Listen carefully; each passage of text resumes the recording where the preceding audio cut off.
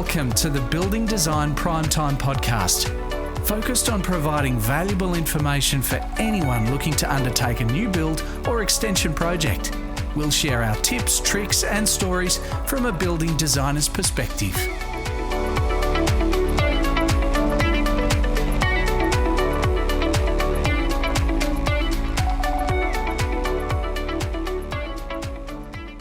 Hello and welcome to the Building Design Primetime Podcast. I'm your host Amelia, and we're going to dive straight into part 2 of building inspections. Once again, we've got Frank Geskis with us, and we welcome back our special guest Wayne Gorman, who specialises in building inspections and thermal performance assessments. So we're going to dive straight into part 2. Enjoy, guys. So what other cool things have you found in your common one under older houses is plumbing that's come apart.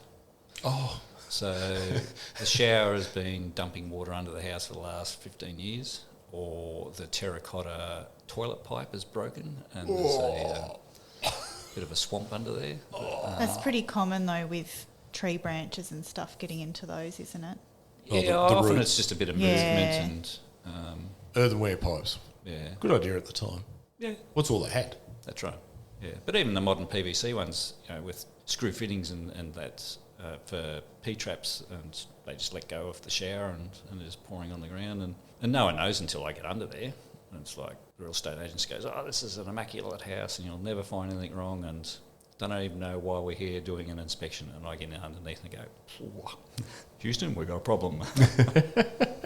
Especially if it's just pools of water. It's usually pools of water under a timber floor, but when it's a slab, you can't see a thing. Until it heaves. Or Until it heaves or it pops out the side. Yeah. I got involved with one of those where the pipe had snapped, and they found it by camera eventually, but the middle of the house heaved and just pushed. For those who don't understand what heave is the clay swelling and pushing up. It swells and it's pushing the building up. So the rest of the building stays where it is. Yeah, it's not pretty. It's pretty rare. It's not overly common. Usually houses drop on the outside because the clay shrinks. Yep. That's the most common problem. Yep. Or timber floors shrinking inside the house and the piers fall away. And yes. That's very common. Yes. But that's an easy fix. Yeah, and older houses too, with the difference in weight, so chimneys settling and pulling the floors around, especially in suburbs in Launceston. That's we're sitting on clay, Hobart, a lot of sandstone. They're generally okay. Yeah, it's different in all parts of the state. It makes it really interesting. Yep. Always a win of plumbing pulling apart. Yep, and then in the roof space, sometimes that's used as a storage area. So I'd like $1 for every Christmas tree that's been left in the roof space after people go.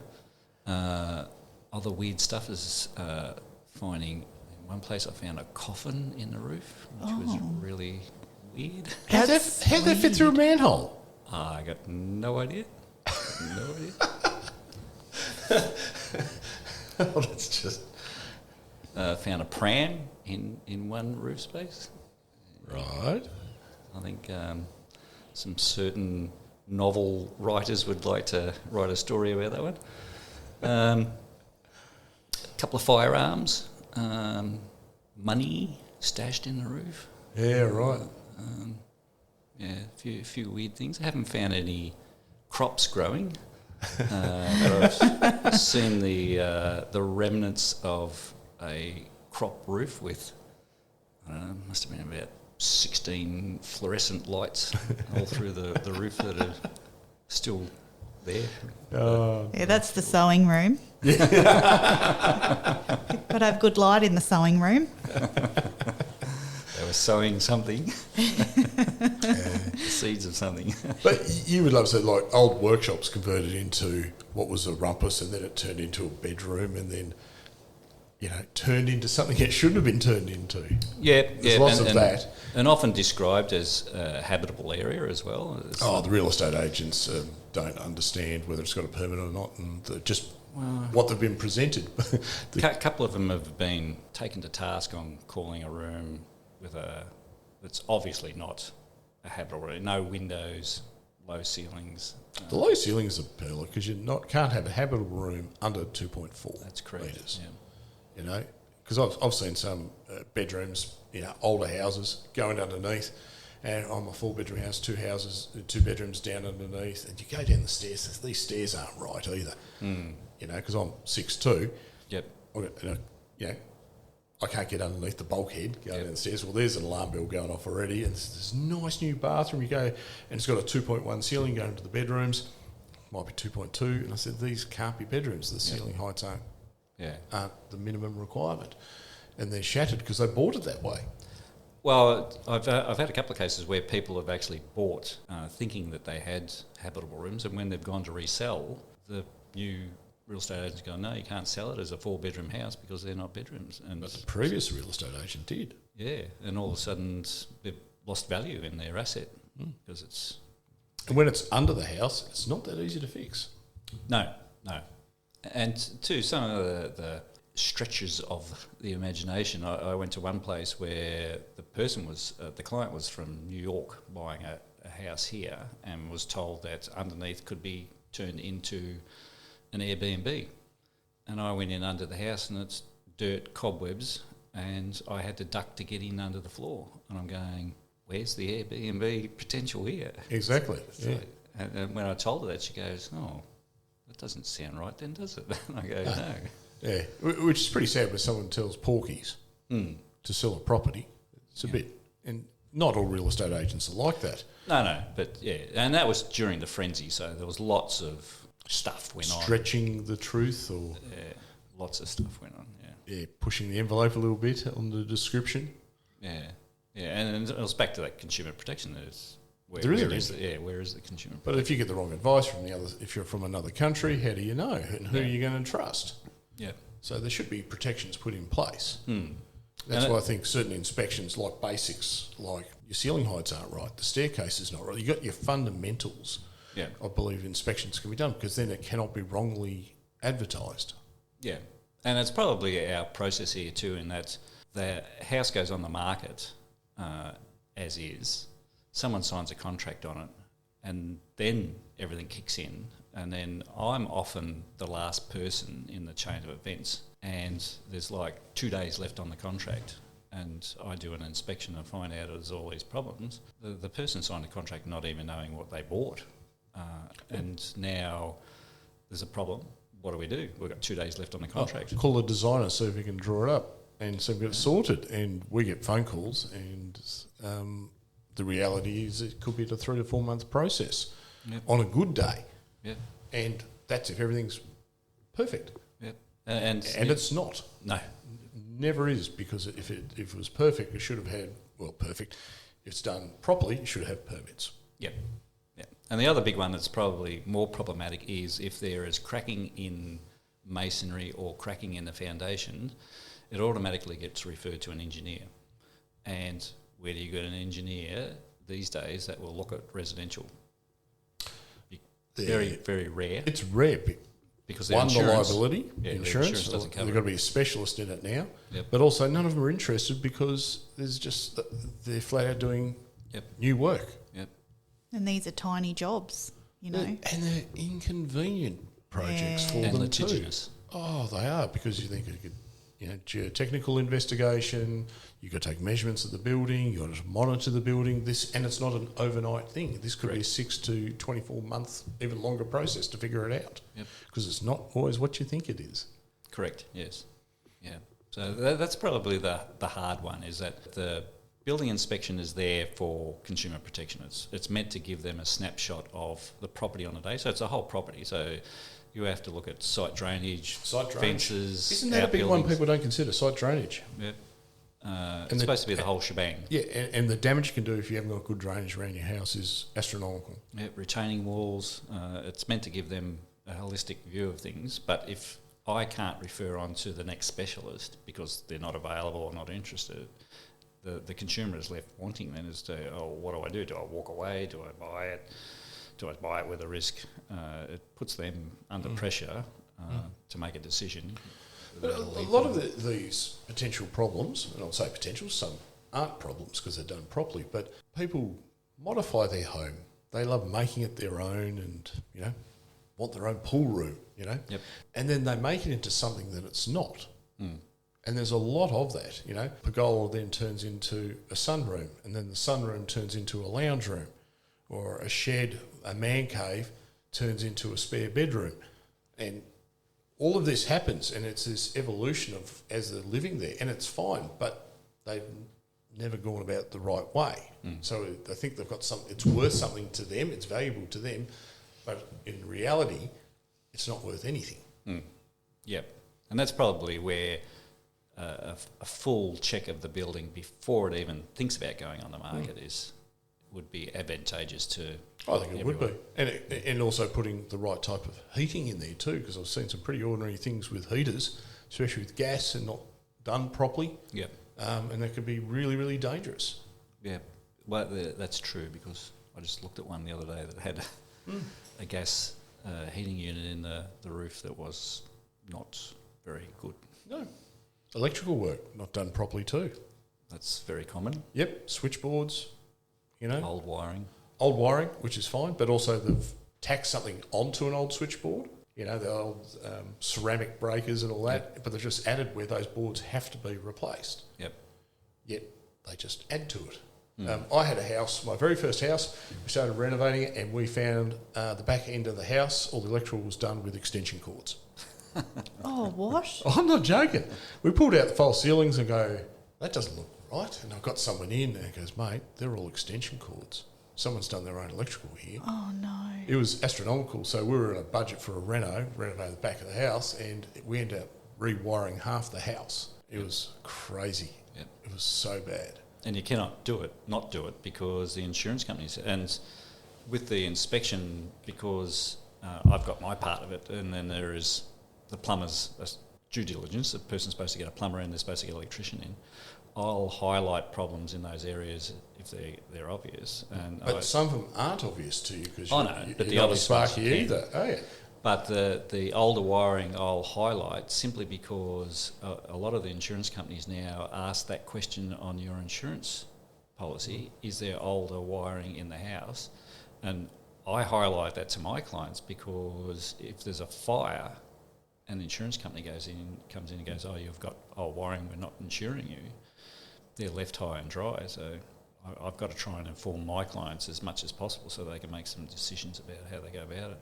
Oh, I suppose in what you do, the insurance is a massive part of what you do. It is, yes. From a compliance, and there'd be minimum requirements under the code for you to do that. Yeah. But interestingly, the Australian standard for the inspections doesn't deal with compliance. It only deals with what is observable on that property on the day.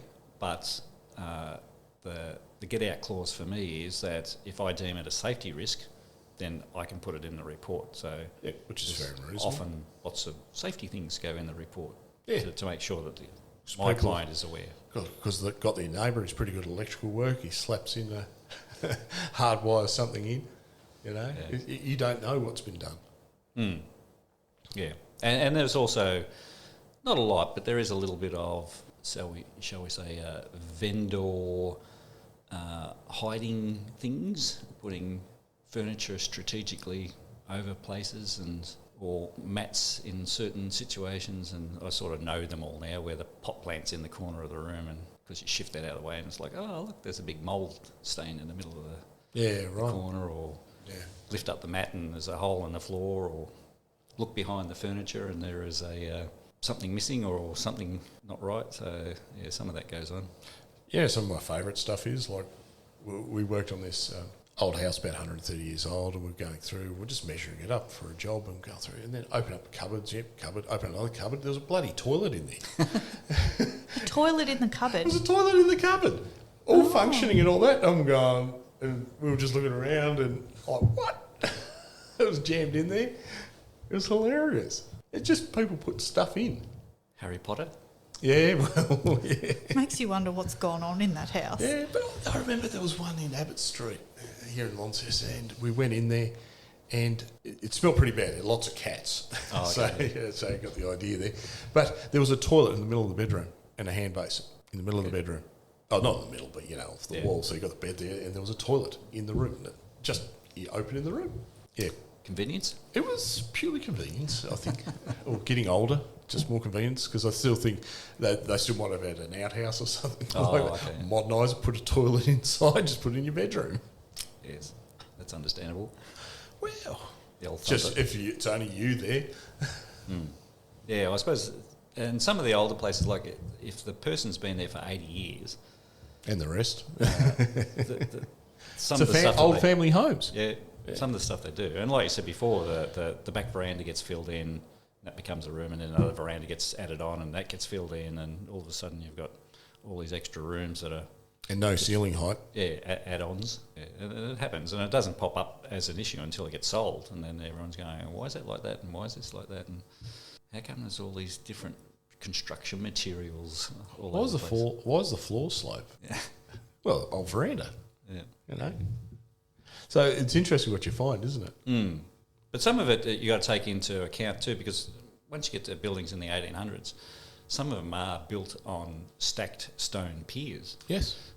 which was normal at the time. And I had one lady that rang me and she goes, "Oh, can you come and do an inspection?" It was out at Nabola and in a rural area. She said the building inspector had a look underneath and said he couldn't do the report or the inspection. Give me my money and I've got to go. And what had happened was he saw that there was stacked stone piers and he didn't know what to do. He'd never seen them before. Really? And he didn't know what to do. So he panicked and said, "Lady, I can't do the inspection," and ran away. That's a bit weird because back then that's what they did. Yeah, but this person hadn't been exposed to them. Wow. Yeah, and I went and had a look and went, yeah, it's all fine. Stacked there, been there for 150 years. It's not going anywhere. Yeah, especially got some of these bluestone footings are utterly made. You get the the ones that have been there for ages and the other ones that are just falling to bits. Mind you, this probably still lasts 130 years, which is better than some of the concrete ones I've seen in some cases. Yeah, and also we've got this particular thing where the pink bricks crumble away to nothing and you've got sort of like a honeycomb of mortar and no brickwork. What's the cause of that? So that's the old red brick from the 60s and 70s and even 80s because my parents have got it. Yep. Yeah, where the brick is just disintegrating. Yep. What's caused that? I've had several discussions with local engineers about it, and there's two trains of thought, and probably a combination of two. But the thought is that the original clay had some minerals and salts in the clay when the brick was produced, and some of them were not fired completely or at a wrong temperature, and they have a smooth face at the front that is impervious for a while, but once that smooth face weathers off, the rest of the brick is just Weet-Bix and just crumbles away very quickly. It looks pretty wild. Looks like the old sandstone at the beach, you know. It's just eroded away with the weather. Yeah. And I've seen people try to hide it, render over the top of it and paint it and sell the house quick before it starts to show. But when you get in under the house, you can see all these pockets all the way through the brickwork, and it's like, oh, I know what's going on there. Yeah, that's true. Yeah. It's also, there's always telltale signs of certain things too, like you got the dirty mark up against the brickwork where water's risen up to. Yep. Underside of houses flooding for some reason. Yep. Yeah. They've got drainage issues or site drainage issues and water, you know, back then, like years gone by, ag drains weren't a common thing. Site conditions around a whole subdivision can change with other construction, and that's where site drainage is really, really important around houses for the longevity of the house. Yep. And their footpaths, classic telltale sign, footpaths that, you know, you can't walk over without tripping over, you know, the ridges of the concrete. That should be a telltale sign as well, what's going on. Yeah, the groundwater is an interesting one because I had one a couple of years ago where there was a new subdivision in Riverside on the side of a hill, and a person had been living there for 5 or 6 years in their brand new house, and it wasn't until the rest of the street got built and across the road, a series of houses got built, and then all of a sudden he had water problems. And it can happen. It was just a change in conditions, and he was on the low side and started to get water problems that he'd never had before. But sometimes you don't know where the water's from, and you've got to get the water tested to see where it's from too, because you can test if it's come out of a water main. Something's let go. You can test if it's from stormwater, sewer. It can all be tested so you can understand where it's come from. Or even if you suspect where it's coming from, putting down, was it the iodine? You can colour the water and figure out where it's, is it tracking through there? Yeah, I've done a few simple ones where people have thought, is it stormwater or not? And I just go, buy a bottle of food colour, chuck it in there and see if it comes out green or purple or whatever you buy at the other end, and it's often an easy one. Yep. Find out where it's coming from. So what are your tips and tricks for when you're purchasing a house, Wayne? Look at it for yourself. Don't buy it sight unseen, which during the frenzy people were doing. They were just... It's a cyclic frenzy though, isn't it? Yeah. You know, like we've just had it recently. I remember pre-GFC and even before, 10, 15 years before that. Round and round. Yep. Prices go through the roof. It's just a cyclic thing. Yep. Yeah. Definitely look at it for yourself, because your nose and your balance and other receptors that you have will tell you things about the house, whether it smells musty or doggy or catty or other things. And then simple things like turn all the taps on and off. Are the pipes clanging? Is there rusty water coming out of the pipes? And then by running all of those taps, if you can have a look in underneath, if there is a leak, which sometimes there is, it'll show up then. Close all the doors. Do they close? Do they not close? Sliding doors. Yep. Are they slightly out of kilter? Yep. Is the door hardware worn to the point where it doesn't latch at the door, or it latches and doesn't let you out again? And it seems trivial, and I've been taken to task on that by real estate agents saying, why are you so trivial about door hardware, not where you're going to go? Here's my example. People shift in, they've got kids under 6, and there's a fire in the house, and all of a sudden the kids can't get out of the bedroom because the door latches and doesn't let them out, and the house burns down. There's my scenario. Never got any comments after that. So You don't. Well, that's like the deadbolt arrangements on front doors. Yep. Another case out at Perth. Man died, couldn't get out of his house in a fire because they were dead bolted. And all the windows were dead bolted as well. Couldn't get out in an emergency. It's a horrible thought. I think it's also a telltale sign as well if there's any movement in the house. Like I know, like we're in an older house, and at certain times of the year, some doors are really hard to open. Yep. And I think it's just, the movement of the house and, the expanding and of the bricks and all of that sort of stuff too. House moves. Yeah. They do. Well, my house, the doors are good in summer and not so good in the winter. Got to fight with them, so yeah, part and parcel. The other thing is to look at the opposite side of where showers are in the house. So if the shower is in a bathroom but it's adjacent to the hallway, have a look at the wall on the hallway to see whether there's any stains on the skirting boards or the plaster or whatever it is. MDF skirting boards are a really good telltale because they're like a sponge, aren't they? Yeah, they show up straight away. Try all the windows, see whether they're older wooden windows usually get painted shut, whether they're working or not, and open all the wardrobe doors and actually look in there, especially up the top. You can see if it's an older house, you can see what the original construction was and whether there's any water stains from leaks in the roof because they don't get painted in there, and then a good walk around outside and just look at the lay of the land and how the house is sitting. The footpaths. Yep. Gutters and downpipes, and make sure they're all connected and no rust stains happening. And that, as a person off the street, that's probably about it. All we can do. Have a look at the switchboard if you know what you're looking for, I suppose. It's worth getting experts in to do this. Yep. And hopefully one day in Tassie we'll have to get mandatory inspections prior to understand what they can be advertising as well. Yes. Yeah. Full disclosure. Yeah. Full disclosure is a good one because of all the permits. Remember, that was one of the main reasons I want to do it. Full disclosure of, here are my permits of everything of my house. It just creates a level playing field where the vendor knows what he has to do to sell and the buyer knows what he's buying. Simple as that. Because it is a big investment. And if you're buying an investment and you've got a set budget, the last thing you want to do is find out that you've got problems and that's going to take 10K and this is going to take 15K and that's going to take 30K and all of a sudden you're out. Or if you've had something built that never had permits, like I'm talking like full extensions, that it's not tens, you're looking at hundreds of thousands of dollars potentially, depending how it's been built. Yeah. For all you know, because I've had to deal with stuff that's built over a sewer main. Oh, wow. Yeah. There's some tough stuff. I had a pool that was built over a sewer main. It was very entrepreneurial of them. It was. And that took a huge amount of work to get a permit for that. It was really, really hard. And thousands of dollars on consultants and investigation. And the average people out there don't understand the processes for approval and the sheer cost, and then all the consultants, specialists you have to bring in. It costs you a fortune.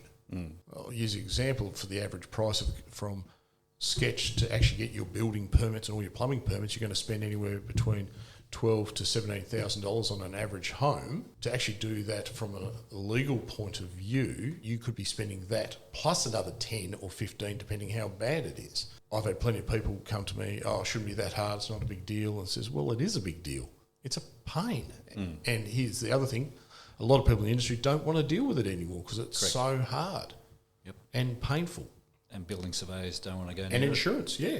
You've got, like, we have to beg and plead with our building surveyors, can we take this one on? And we work with them directly to find a solution. So buyer beware is very, very important, and getting all the right checks done. I think some of the legal works that have gone on is a bit of an indictment on councils, in that councils sometimes are very big stick. So people go, I want to put this extension on, but I won't go to the council because they'll make it really hard for me. Or they don't have drawings of my place. They think you can do whatever you like then. Seem to forget their satellite photos. So they work on the theory, I'll ask for forgiveness later and they'll let me off with it. But that's often the attitude. But like you said, when push comes to shove, it's going to be a big deal. Yeah, and there's certain people in society that are happy to do that and sell it and have a clear conscience of selling the problem. Selling a car with the engine that's on its last legs. Yeah, and the real estate agents are often happy to sell the problem as well.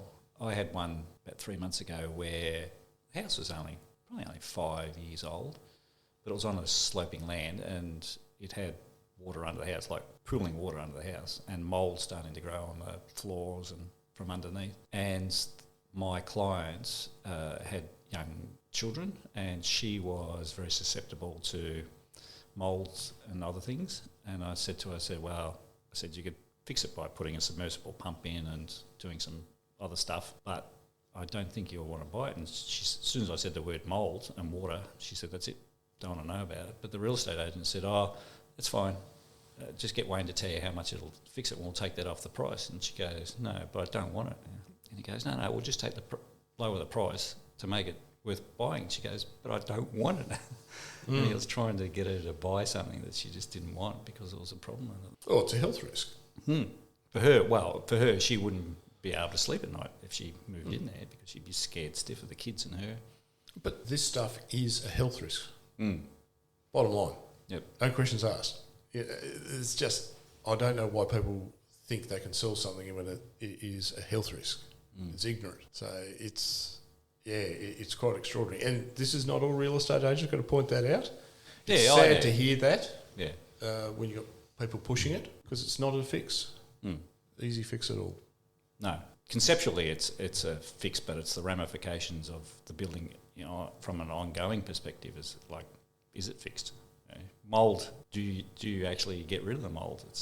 There's means and ways, but it's hard. We're hoping in future podcasts to get someone who specialises in mould testing, and that's what we're hoping to have another podcast just on that, and healthy homes. Yep. That'll be interesting when we get into that as well. I didn't know there was a thing called building biologists as well. Yes. Yep. Yeah, so that's another whole new part of the industry. Yeah, which will gather momentum as our new houses get tighter and tighter and more problems occur. But we're going to get smarter how we design them and build them. Yes. So the other takeaway, which is our takeaway that we have all the time. Every single week. Do your research. Find people like Wayne to go look at the house for you before you buy it. And there's a heap of other stuff that you can do to potentially steer away from buying a problem. Correct. So do your research, talk to people. Don't always listen to so-called experts. Get it all in writing. Correct. Yes. Everything in writing all the time. Yeah. And you have to think, in the grand scheme of things, like the average cost of a house, here in Tassie. It's going through the roof. It's through the roof. Like you can't buy much for your money now for $500,000, and spending a few $100s on reports to make sure that you're getting something that is, one, going to be healthy and... Well, even a couple of $1,000 Yeah. on getting all these different people in to double check for you. But like you said, when it's in a frenzy, I'm going to miss out. Isn't that wrong? Correct. Yeah. So research again. and do your due diligence. You're right there. Maybe I do need that wine. All right, guys, we might wrap it up there. Thank you so much for coming in today, Wayne. It's been fantastic to have a chat about all the things that you've seen and heard from your clients about building inspections. And Frank, once again, thank you for joining us. Thank you, Amelia. You also have a few good pearlers and words of wisdom about these things. And we'll see you all again next time. Thanks for listening, guys. See you later. Well done. Thank you.